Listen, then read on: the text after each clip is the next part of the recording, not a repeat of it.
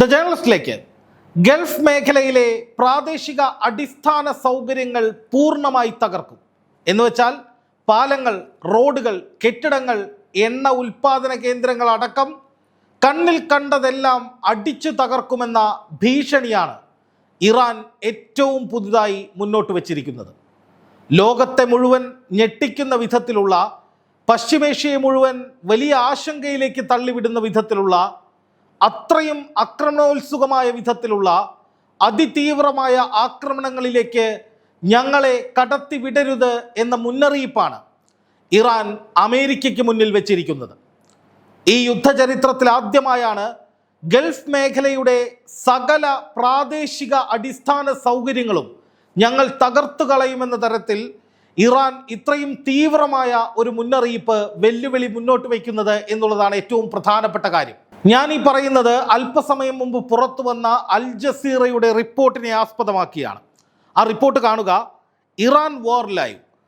Tehran vows to crush regional infrastructure if US attacks എന്നാണ് പറയുന്നത്.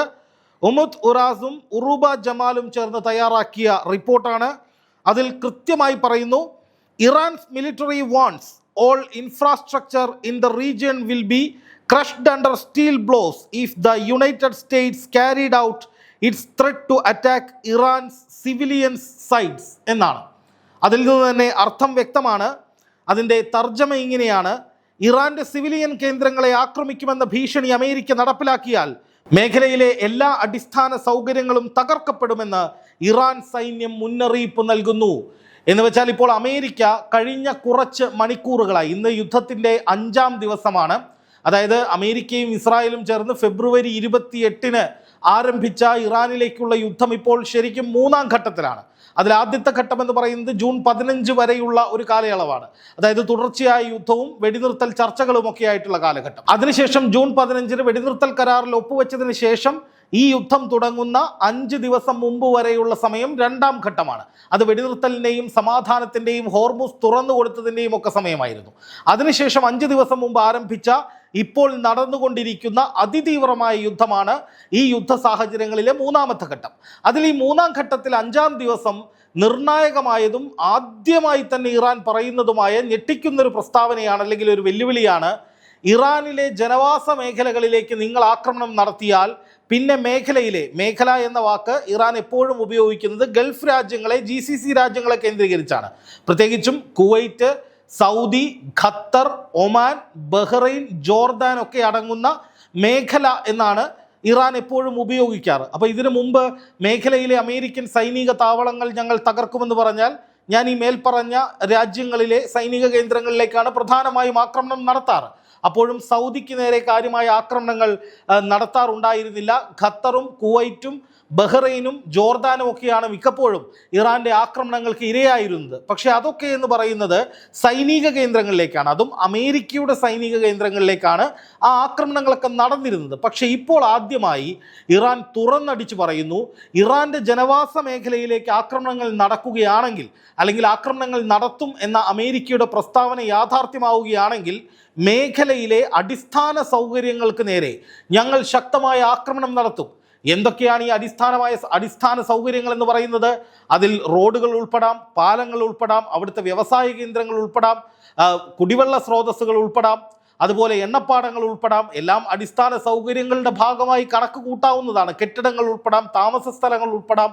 പൊതുവിൽ ജനങ്ങൾ തിങ്ങിപ്പാർക്കുന്ന, അല്ലെങ്കിൽ കൂടുതൽ ജനങ്ങൾ ഇടപെടുന്ന ജനവാസ മേഖലകൾ ഉൾപ്പെടുന്ന ഏതു മേഖലയുമാകാം.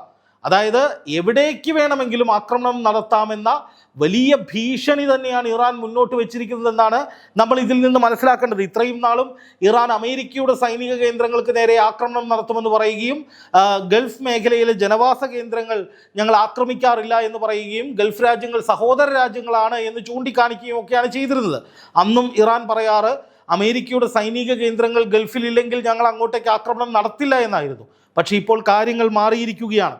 ഇങ്ങനെ ഇറാൻ തീവ്രമായി പറയാനുള്ള മറ്റൊരു കാര്യം, ഈ ഇറാൻ്റെ പ്രധാനപ്പെട്ട കേന്ദ്രങ്ങളിലേക്ക് വലിയ തോതിലുള്ള ആക്രമണം അമേരിക്ക അഴിച്ചുവിടുന്നുണ്ട്. ഇന്ന് കഴിഞ്ഞ ദിവസം രാത്രി നടന്ന ഒരു ആക്രമണത്തിൽ ഏതാണ്ട് 37 പേർ ഇറാനിൽ കൊല്ലപ്പെട്ടിട്ടുണ്ട്. അതിൽ 30 പേർ സിവിലിയൻസ് ആണ് എന്നാണ്, അതായത് സാധാരണക്കാരായ ജനങ്ങളാണ് എന്നാണ് ഏറ്റവും ഒടുവിൽ പുറത്തു വന്ന റിപ്പോർട്ട്. 7 സൈനികർ അതിൻ്റെ കൂടെ കൊല്ലപ്പെട്ടു. ഒപ്പം ഏതാണ്ട് 300ഓളം സാധാരണക്കാരടങ്ങുന്ന ഒരു വലിയ ജനസമൂഹത്തിന് സാരമായി പരിക്കേൽക്കുന്ന സാഹചര്യവും ഉണ്ടായി. അതോടൊപ്പം ഖെഷം ദ്വീപ്, ബന്ദർ അബ്ബാസ്, ചബഹാർ തുടങ്ങിയ സ്ഥലങ്ങളിൽ നിരന്തരമായ സ്ഫോടനങ്ങൾ ഉണ്ടായി. ഒപ്പം ഹെൽഫയർ മിസൈലുകൾ ഉപയോഗിച്ച് ഹോർമൂസ് കടലിടുക്കിലെ ഇറാനിയൻ തുറമുഖത്തേക്ക് പോകാൻ ശ്രമിച്ച ഒരു എണ്ണ ടാങ്കിൻ്റെ പ്രവർത്തനം ഇല്ലാതാക്കി, അല്ലെങ്കിൽ ആ ടാങ്കറിന് നേരെ ആക്രമണം നടത്തി. എന്തായാലും അതിന് പ്രതികാരമായി കുവൈറ്റ്, ബഹ്റൈൻ, ജോർദാൻ എന്നിവിടങ്ങളിലെ US കേന്ദ്രങ്ങളിലേക്ക് ആക്രമണം നടത്തി എന്ന് ഇറാൻ പറയുമ്പോഴും ഇപ്പോൾ നടത്തിയിട്ടുള്ള ഈ ഭീഷണി എന്ന് പറയുന്നത് അമേരിക്ക ഇനി നടത്താൻ പോകുന്നു എന്ന് പറയപ്പെടുന്ന ആ ഒരു വലിയ ആക്രമണത്തിൻ്റെ പ്രഖ്യാപനത്തിനുള്ള അതേ രീതിയിലുള്ള മറുപടിയാണ്. അമേരിക്കൻ പ്രസിഡന്റ് ഡൊണാൾഡ് ട്രംപ് ഇന്നലെ ഫോക്സ് ന്യൂസിന് കൊടുത്ത അഭിമുഖത്തിൽ പറഞ്ഞത്, ഒരാഴ്ച കഴിഞ്ഞാൽ ഞങ്ങൾ ഇറാന്റെ അടിസ്ഥാന സൗകര്യങ്ങൾ ആക്രമിക്കുമെന്നായിരുന്നു. അതിലും പറഞ്ഞത് റോഡുകൾ, പാലങ്ങൾ, വൈദ്യുത കേന്ദ്രങ്ങൾ, എണ്ണ കേന്ദ്രങ്ങൾ, ഊർജ്ജ കേന്ദ്രങ്ങൾ, കുടിവെള്ള സ്രോതസ്സുകൾ ഇതൊക്കെ ആക്രമിച്ച് തകർക്കും എന്നാണ് ട്രംപ് അന്ന് പറഞ്ഞത്, അല്ലെങ്കിൽ ഈ ഫോക്സ് ന്യൂസിന് കൊടുത്ത അഭിമുഖത്തിൽ പറഞ്ഞത്. ഇതോടുകൂടി ഇറാനിൽ വലിയ നാശനഷ്ടങ്ങൾ സംഭവിക്കും, അതിലൂടെ തന്നെ ജനവാസ കേന്ദ്രങ്ങൾ ആക്രമിക്കപ്പെടും, സാധാരണ ജനങ്ങൾക്ക് വലിയ അത്യാഹിതങ്ങൾ ഉണ്ടാകും. അതിലൂടെയൊക്കെ ട്രംപ് ലക്ഷ്യം വെക്കുന്നത് ഇറാനെ കൂടുതൽ ഗൺ പോയിന്റിൽ നിർത്തുക, കൂടുതൽ സമ്മർദ്ദങ്ങളിലേക്ക് തള്ളിവിടുക, വലിയ തോതിലുള്ള ഭീതി ഇറാനിലെ ജനങ്ങൾക്ക് കൂടി ഉണ്ടാക്കുക എന്നുള്ളതാണ്. സ്വാഭാവികമായിട്ടും ഇത്രയും നാൾ ഇറാന്റെ തന്ത്രപ്രധാന സൈനിക കേന്ദ്രങ്ങളിലേക്കും ആയുധ കേന്ദ്രങ്ങളിലേക്കുമൊക്കെയാണ് ആക്രമണങ്ങൾ അമേരിക്ക നടത്തിക്കൊണ്ടിരുന്നത്. പക്ഷേ ഇപ്പോൾ അമേരിക്കയുടെ മുന്നറിയിപ്പ് എന്ന് പറയുന്നത് ഇറാന്റെ ജനവാസ കേന്ദ്രങ്ങൾ ആക്രമിക്കുമെന്നാണ്. അപ്പോൾ സ്വാഭാവികമായിട്ടും ഇറാനിൽ സംഭവിക്കേണ്ടത് ഇറാനിലെ ജനങ്ങൾ ഭരണകൂടത്തിനെതിരെ തിരിയുക എന്നുള്ളതാണ്. കാരണം എന്താണ്? ഞങ്ങളുടെ ജീവൻ അപകടത്തിലാണ്, അതുകൊണ്ട് തന്നെ അമേരിക്ക പറയുന്നത് കേൾക്കൂ, അല്ലെങ്കിൽ അമേരിക്കയുമായി ഒരു സമവായത്തിലെത്തൂ എന്ന് പറഞ്ഞുകൊണ്ട് ഇറാനിലെ ജനങ്ങൾ അവിടുത്തെ ഭരണകൂടത്തെ പിരികേറ്റും, അല്ലെങ്കിൽ അവിടുത്തെ ഭരണകൂടത്തിന് നേരെ സമ്മർദ്ദം ചെലുത്തുമെന്നായിരിക്കും ട്രംപ് കരുതിയിട്ടുണ്ടാവുക. പക്ഷേ ഇറാനിലെ ജനങ്ങൾ അപ്പോഴും അമേരിക്കയ്ക്കെതിരായ നിലപാട്, ട്രംപിനെ വധിക്കണമെന്ന നിലപാടൊക്കെ ആവർത്തിച്ച് ഇറാനിയൻ ഭരണകൂടത്തിന് പിന്തുണ കൊടുക്കുന്ന കാഴ്ചയാണ് ലോകം കണ്ടത്. പക്ഷേ ആയത്തുള്ള അലി ഖാംനയുടെ സംസ്കാര ചടങ്ങിൽ പങ്കെടുത്ത് അമേരിക്കയെ വെല്ലുവിളിച്ച്, ട്രംപിനെ വധിക്കണമെന്ന് വെല്ലുവിളിച്ച്, നെതന്യാഹുവിനെതിരെ പോലും മുദ്രാവാക്യം വിളിച്ച് വലിയ തോതിൽ രാജ്യത്തോടൊപ്പം നിൽക്കുന്ന, ഭരണകൂടത്തിനോടൊപ്പം നിൽക്കുന്ന ആ ജനങ്ങളെ പരമാവധി ഇല്ലാതാക്കുക, പരമാവധി ദ്രോഹിക്കുക എന്ന സ്ട്രാറ്റജി ട്രംപ് സ്വീകരിച്ചതായാലും മതി.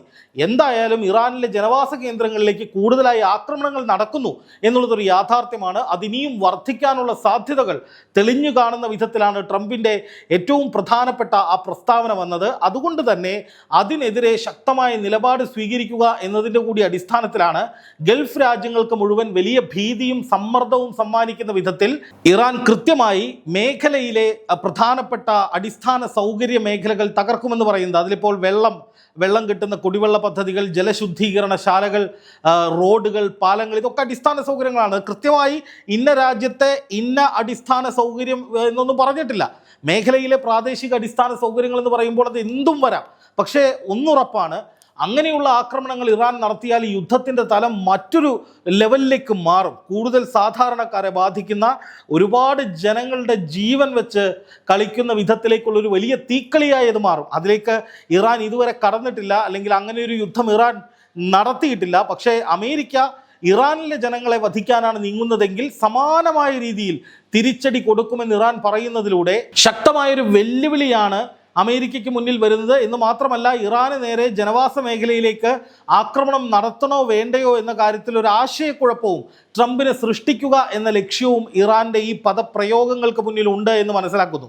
അതായത് ഈ യുദ്ധം ജനങ്ങൾക്ക് നേരെ നടത്താൻ, അല്ലെങ്കിൽ ജനവാസ മേഖലകൾ, ഗൾഫിലെ ജനവാസ മേഖലകൾ തകർക്കാനൊന്നും ഇറാൻ ഒരിക്കലും പദ്ധതി ഉണ്ടാകില്ല. പക്ഷേ ഞങ്ങളുടെ ജനങ്ങളെ, ഞങ്ങളുടെ സാധാരണക്കാരെ, അല്ലെങ്കിൽ ഞങ്ങളുടെ പൗരന്മാരെ വേദനിപ്പിക്കാനും കൊലപ്പെടുത്താനുമാണ് നിങ്ങൾ ലക്ഷ്യമിടുന്നതെങ്കിൽ ഞങ്ങളിത് ചെയ്യും, അങ്ങനെ ചെയ്താൽ ഇങ്ങനെ ചെയ്യുമെന്ന് പറഞ്ഞുകൊണ്ട് ട്രംപിൻ്റെ അത്തരം നീക്കങ്ങളെ മുളയിലെ നുള്ളുക എന്നൊരു തന്ത്രമാണ് ഇറാൻ സ്വീകരിക്കുന്നത് എന്നാണ് ഞാൻ കരുതുന്നത്.